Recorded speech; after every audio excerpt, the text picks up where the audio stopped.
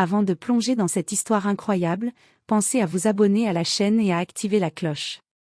Ici, chaque récit a quelque chose à dire, et vous ne voudrez pas en manquer un seul. Mon petit-fils m'a poussé dans le lac, et m'a dit en riant, « Ne joue pas la victime. » Alors j'ai survécu. Et j'ai tout changé. Je m'appelle Eleanor Williams. J'ai 72 ans. Et ce que je vais vous raconter, ce n'est pas un fait divers. Ce n'est pas une exagération pour attirer la pitié. C'est ma vie. Une vie que j'ai donnée aux autres. Une vie pleine de sacrifices silencieux, d'amour offert sans attendre en retour, de douleurs cachées derrière des sourires. Et puis, il y a eu ce jour. Celui où tout a basculé, celui où j'ai cessé de me taire. J'ai élevé 2 enfants, Robert, l'aîné, et Lindsay, ma petite dernière. Nous vivions dans une petite ville du Vermont, entourée de pins, de neige en hiver, et de voisins qui vous saluaient encore en vous regardant dans les yeux. Leur père, James, était mon amour de jeunesse, mon rock. Il était professeur de sciences au lycée. Un homme juste, discret, passionné par les étoiles et les gens. Mais il est mort trop tôt. Leucémie aiguë, diagnostiquée un matin d'automne, alors qu'on s'apprêtait à décorer la maison pour Halloween. 3 mois plus tard, il n'était plus là. J'étais veuve à 39 ans, avec 2 enfants de 13 et 7 ans. Et plus de dettes que d'économies. J'ai pleuré en cachette. Je me suis écroulée dans ma salle de bain pour ensuite sortir avec les yeux rougis, le sourire bancal, pour leur faire des pancakes. Il fallait tenir. Pour eux. Pour moi. Pour James.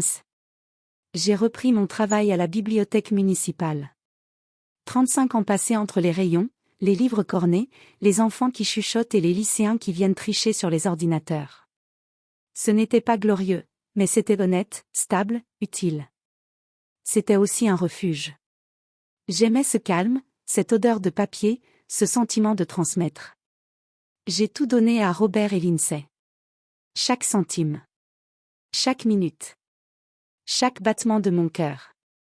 J'étais là pour les devoirs. Pour les déceptions amoureuses. Pour les rhumes et les rêves. J'ai renoncé à des vacances, à des achats pour moi, à des week-ends tranquilles, pour qu'il ne manque de rien.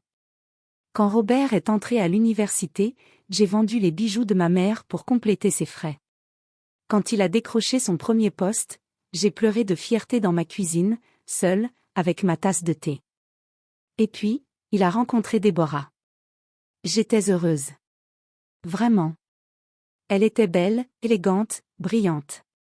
Issue d'une famille plus aisée, elle connaissait les codes, les grands restaurants, les vacances à Cap Cod. Elle avait cette manière de parler doucement, comme si elle contrôlait chaque syllabe, chaque regard. Trop polie pour être sincère. Dès le début, j'ai senti qu'il y avait une distance. Pas une hostilité franche. Non, quelque chose de plus subtil. Comme une cloison de verre entre elle et moi.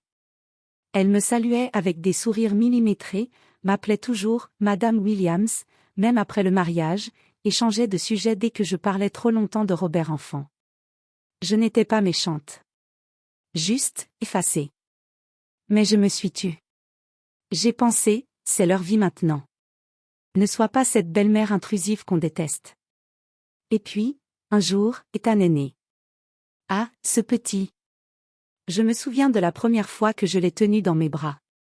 Il était minuscule, tout chaud, les poings serrés comme pour retenir le monde. Il a ouvert les yeux et j'ai su. J'ai su que je l'aimerais comme j'avais aimé son père. Peut-être même plus encore. Il m'a ramené à la vie. Je le gardais tous les mercredis. Puis les week-ends. Puis parfois toute une semaine quand Déborah avait ses conférences, ou quand Robert voyageait. Je chantais pour lui les berceuses que ma mère me chantait. Je lui cuisinais ses purées préférées. J'ai encadré chacun de ses dessins. Il m'appelait « Nana chérie ». Et quand il se blottissait contre moi en disant « Je veux dormir chez toi », mon cœur fondait. Mais au fil des années, quelque chose s'est brisé. Le petit garçon curieux et câlin est devenu un adolescent froid, moqueur, dur dans ses mots. Il ne m'appelait plus « Nana », mais « Eleanor », d'un ton sec. Il se plaignait de venir chez moi. Il disait que ça sentait le vieux, et que J'étais dépassée. Il imitait ma voix, mon dos courbé, se moquait de mes expressions.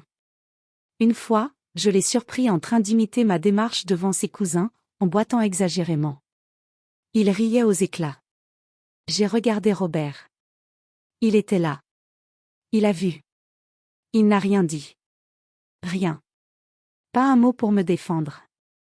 Pas un froncement de sourcils. Il a continué de regarder son téléphone comme si j'étais devenue invisible. Ce soir-là, j'ai pleuré dans ma voiture. En silence. Les mains crispées sur le volant. Et j'ai compris. Mon amour ne les protégeait plus. Il les gênait. La maison au bord du lac Hartley, c'était plus qu'une maison. C'était un refuge, un album vivant de souvenirs que j'avais construit avec James, mon mari. Nous l'avions acheté dans les années 80, pour presque rien à l'époque, une petite cabane en bois, à moitié délabrée, posée face à l'eau, cachée entre les pins. Petit à petit, nous l'avons retapé ensemble. Lui ponçait, moi je peignais. Nous avions choisi chaque meuble dans des brocantes, chaque rideau cousu à la main, chaque photo encadrée sur les murs.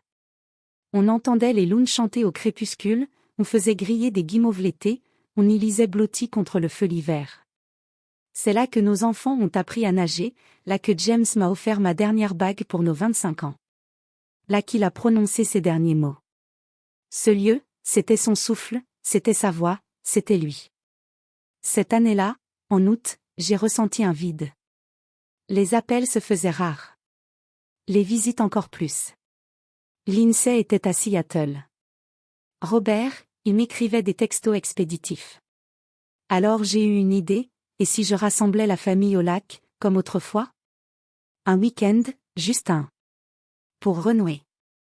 Pour sentir à nouveau que j'avais une place. J'ai appelé Robert. Il a répondu d'un ton distrait. Je vais en parler à Déborah. Il m'a rappelé 2 jours plus tard. Ok, on vient. Mais pas trop longtemps, hein. Ethan a un match mardi. Je ne m'attendais pas à une ovation.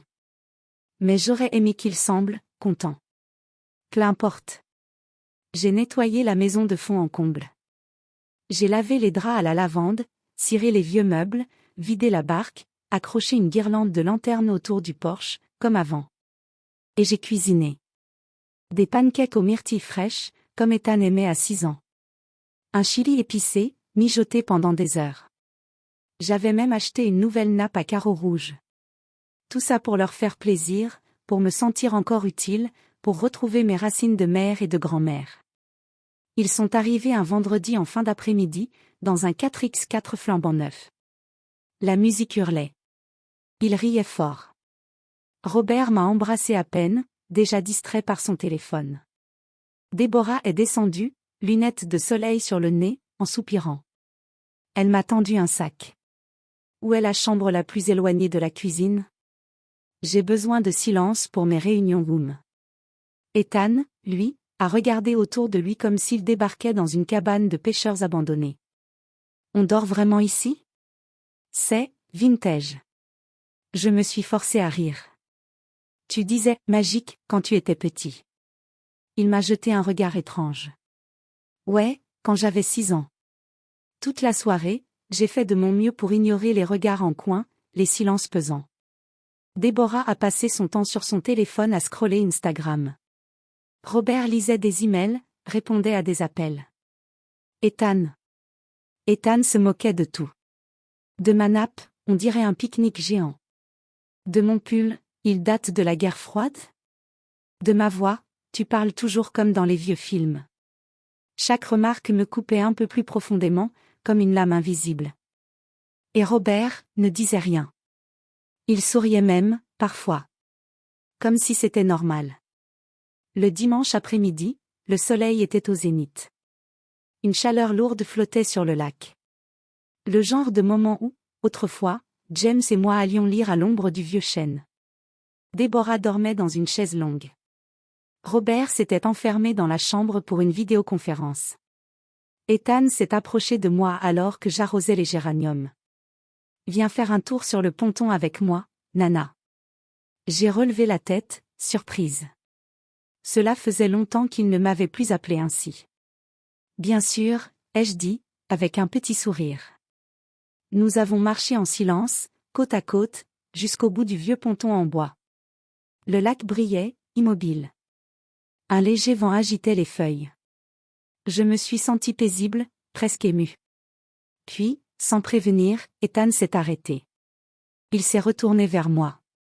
Son visage avait changé. Son regard était dur, sarcastique, insensible.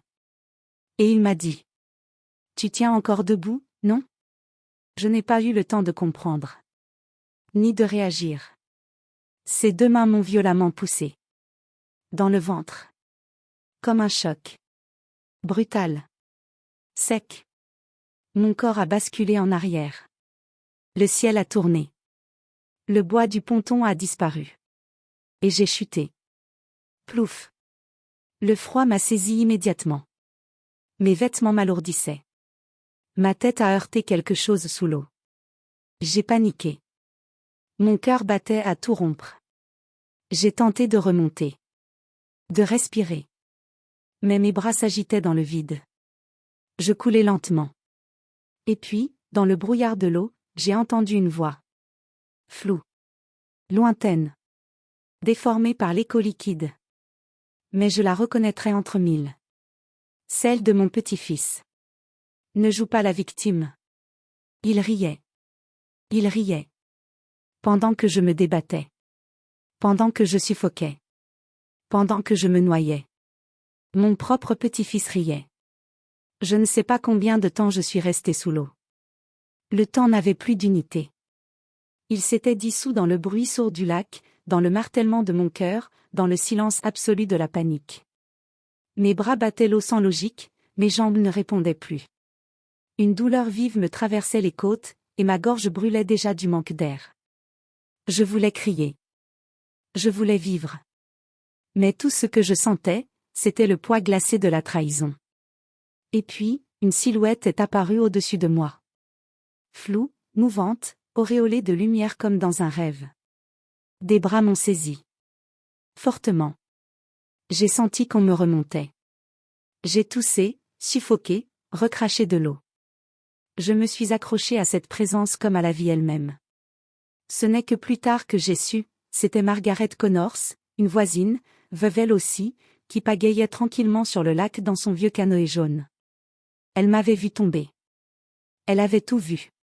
Et elle avait plongé sans réfléchir. Quand elle m'a hissé sur la berge, je tremblais de tout mon corps. Mes cheveux collaient à mon visage.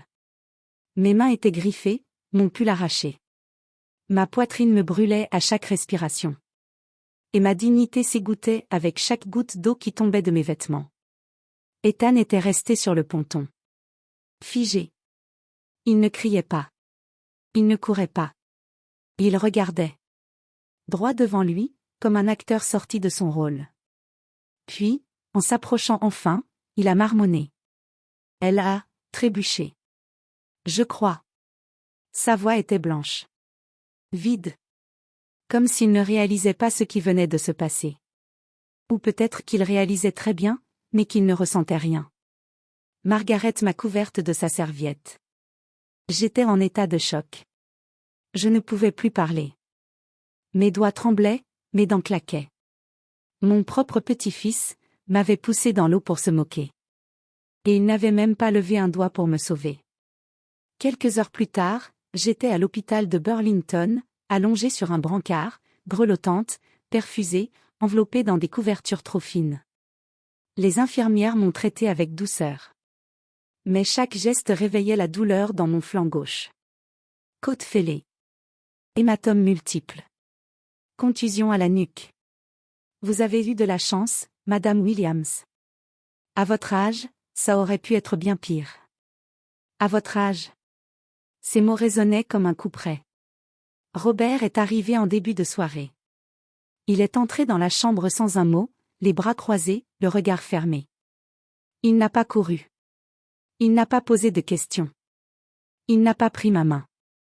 Alors, c'était un accident? Ethan dit que tu as trébuché. Je l'ai regardé. Longuement. Je cherchais une fissure dans ce masque d'indifférence. Un tremblement dans sa voix. Une larme. Un soupçon d'effroi. Mais non. Il semblait surtout agacé. Embarrassé, peut-être. Comme s'il redoutait le scandale, mais pas la douleur. Ma douleur. Puis Déborah est entrée. Vêtue impeccablement, comme toujours. Rouge à lèvres discret, foulard autour du cou, sac de marque en bandoulière. Elle m'a lancé un sourire pincé. Nous sommes soulagés que vous alliez bien. Ethan est bouleversé, tu sais. Bouleversé? Par quoi? D'avoir été vu? D'avoir raté sa blague? De ne pas m'avoir noyé tout à fait? Et Ethan? Il est resté dans le couloir. Je l'ai aperçu brièvement. Il regardait par la fenêtre, les mains dans les poches. Il ne voulait pas entrer. Il ne pouvait pas me regarder en face. Le lendemain matin, un médecin m'a demandé. Madame Williams, vous avez dit à l'admission que vous aviez glissé. Mais votre voisine affirme avoir vu quelque chose d'anormal. Souhaitez-vous porter plainte? Un signalement? Mon cœur s'est serré. C'était là. Le moment. Le seuil. La possibilité de faire entendre ma voix, enfin. La vérité. Le bon sens. Mais j'ai regardé par la fenêtre. Le ciel gris.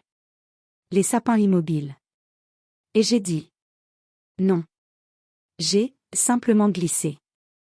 Pourquoi? Je me le suis demandé 1000 fois. Par habitude? Par instinct? Par honte? Parce que j'étais encore cette femme qui protège, coûte que coûte.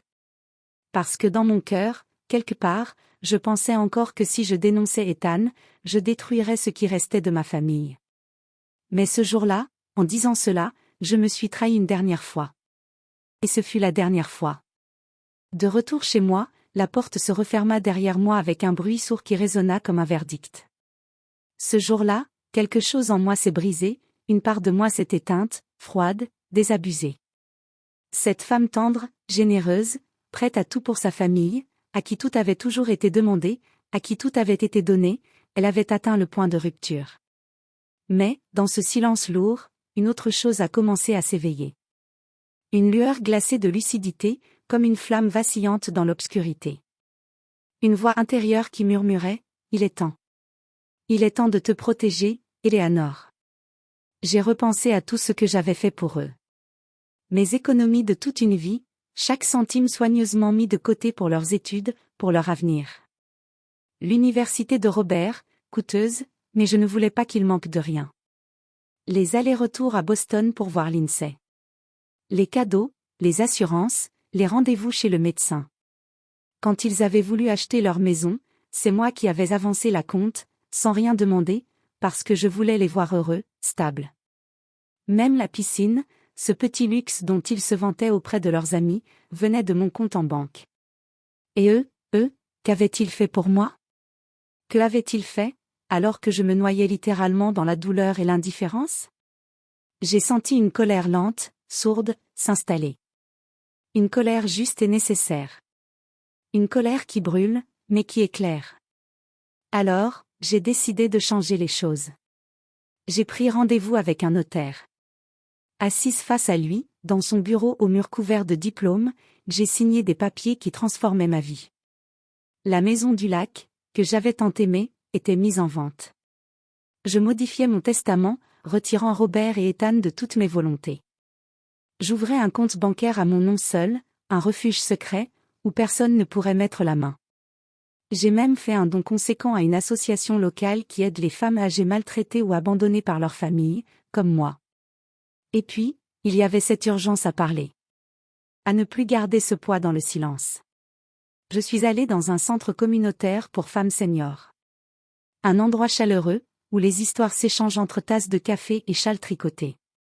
J'ai raconté mon histoire, ma douleur, ma trahison. C'est là qu'une femme, la journaliste Grace Monroe, m'a approchée. Elle avait écouté, les yeux brillants d'émotion. « Eleanor, votre histoire doit être entendue. Il faut que les gens sachent. Je veux écrire un article. » J'ai hésité. Puis j'ai accepté. Quelques jours plus tard, l'article est paru dans le journal local, avec ce titre qui m'a glacé. Mon petit-fils a tenté de me noyer. Et personne n'a levé la main pour m'aider. L'impact a été immédiat. L'article a été partagé des milliers de fois. Il a été repris par des médias nationaux. Des femmes de tout le pays m'ont écrit, souvent en privé, parfois en public. Elles me racontaient leurs propres souffrances, leurs propres combats contre l'oubli, contre la maltraitance familiale.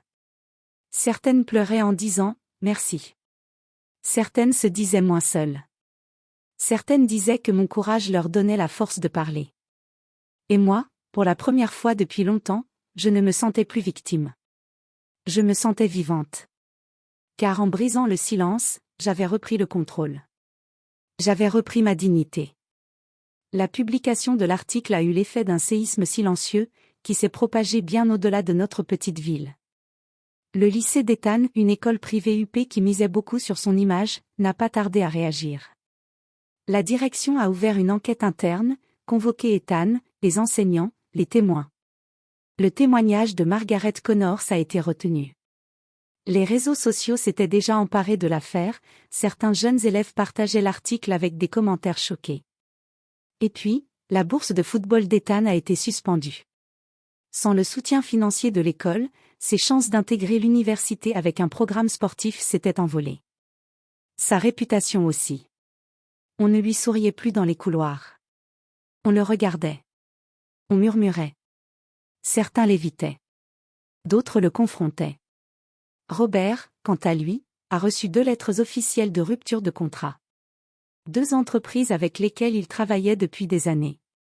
Elles évoquaient la perte de confiance, l'image de marque. Les gens autour de lui n'osaient plus associer leur nom à celui d'un homme dont la mère racontait pareille histoire. Déborah, elle, a fait profil bas. Mais cela n'a pas suffi. Dans le cabinet d'avocats où elle travaillait, les tensions sont montées. Un client influent a menacé de partir. Le cabinet lui a demandé de prendre un congé temporaire, qui s'est transformé en départ discret, quelques semaines plus tard. Et puis un jour, ils m'ont appelé. Robert, d'abord. Il a laissé un message sur mon répondeur. Maman, on a besoin de te parler. Les choses ont dégénéré. Il faut qu'on s'explique. Puis Déborah. Sa voix mielleuse, tendue. Éléanore, ce que tu as fait, c'était violent. Mais peut-être qu'on pourrait s'asseoir. Trouver un terrain d'entente? Enfin, Ethan. Le plus court. Je suis désolée, ok? Je voulais pas. Tout ça. Mais il était trop tard. Trop tard pour les larmes de crocodile. Trop tard pour la peur des conséquences. Trop tard pour les excuses dictées par la honte publique, et non par le remords sincère. Je n'ai pas répondu. Pas par vengeance. Non. Mais parce que j'avais compris, enfin, que mon silence valait plus que leurs mots creux. Aujourd'hui, je vis dans un petit appartement en ville, modeste mais chaleureux. Un lieu à moi, sans souvenirs imposés, sans obligation. Les murs sont tapissés de livres, de photos de femmes rencontrées dans mes ateliers. J'ai accroché au mur un cadre avec ces mots brodés. Elle s'est noyée un jour, mais elle a appris à nager. Je donne des cours de lecture dans une école primaire, à des enfants en difficulté. Quand je vois dans leurs yeux l'étincelle de la compréhension, je me sens utile, profondément. Je transmets quelque chose de vrai. Je co-anime des cercles de parole dans un centre communautaire pour femmes âgées. Nous partageons nos histoires, nos douleurs, nos silences, nos victoires. Chaque semaine, une nouvelle voix s'élève. Et je me dis, c'est pour ça que je suis encore debout. Je ne suis plus la mère de Robert. Je ne suis plus la grand-mère d'Ethan. Je suis Eleanor Williams. Ils m'ont poussé dans l'eau. Ils ont cru que je coulerais. Mais je suis remontée à la surface, à bout de souffle, les poumons pleins d'eau et le cœur en miettes. Et depuis, je nage à contre-courant, parfois seule, parfois fatiguée, mais libre. Je ne me suis pas noyée dans leur silence. J'en ai fait une voix. Une voix qui raconte. Une voix qui guérit. Et cette voix, désormais, personne ne peut plus la faire taire.